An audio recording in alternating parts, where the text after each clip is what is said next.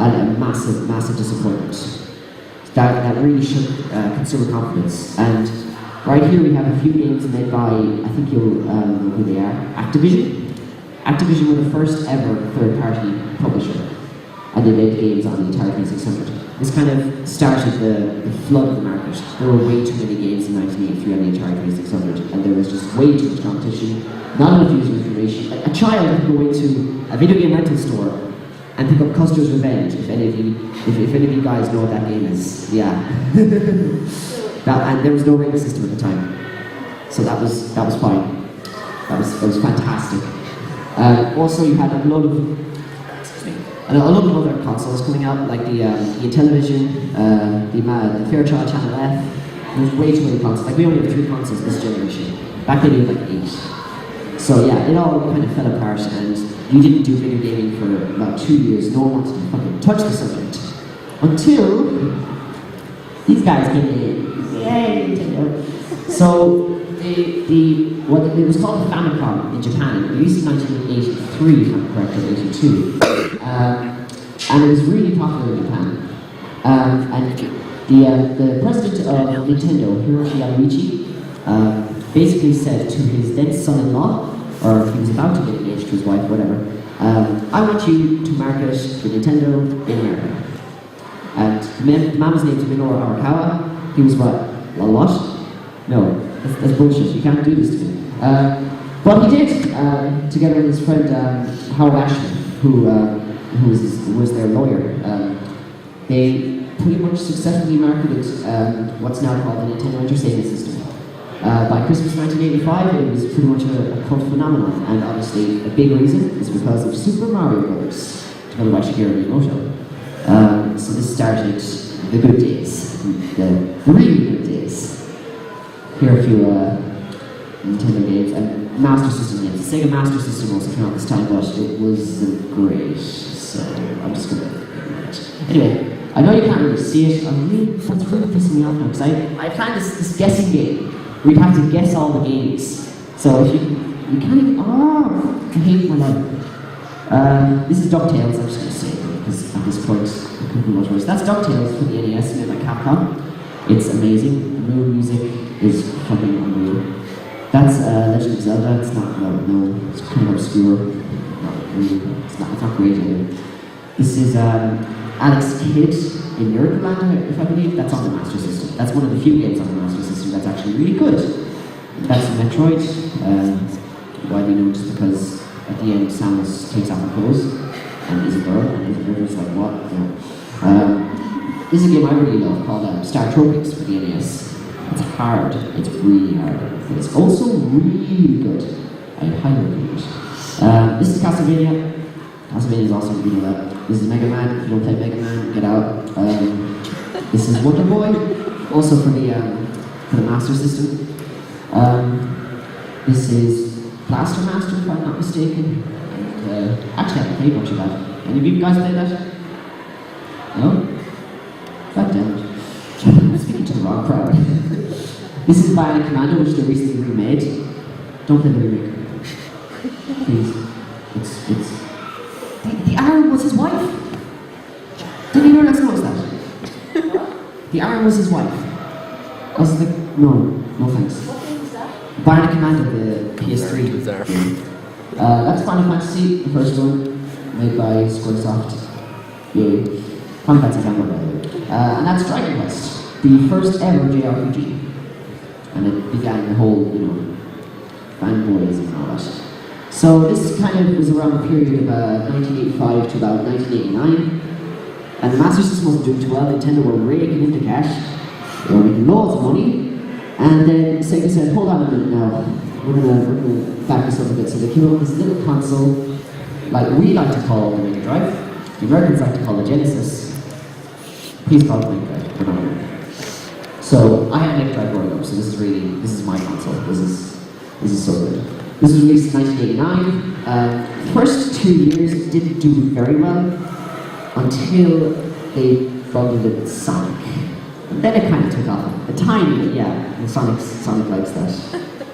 Then the Super Nintendo came out in 1991. And, well, they started fighting a lot. I have an example of one such a fight. Please Fuck you. Excuse my obscene language.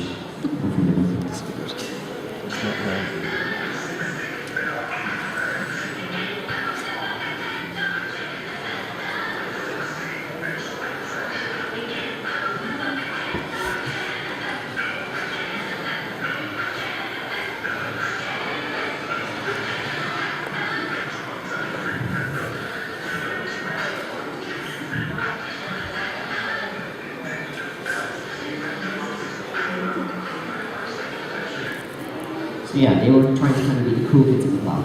Their marketing strategy was, Nintendo's for babies, Nintendo's for kids. We're the cool kids, come over to our side, we'll take care of you.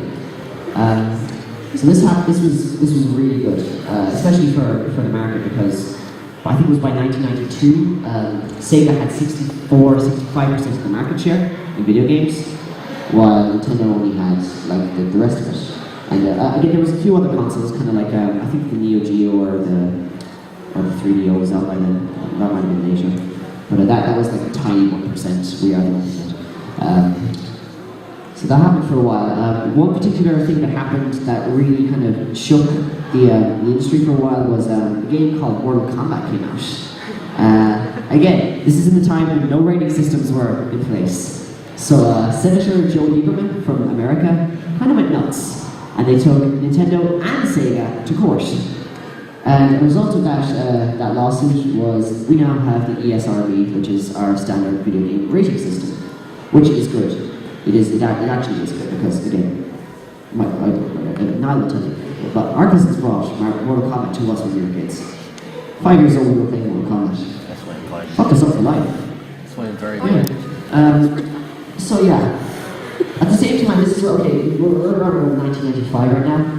I'm not dissing the PC gamers because they are gamers. They really are. Just they get paid sometimes.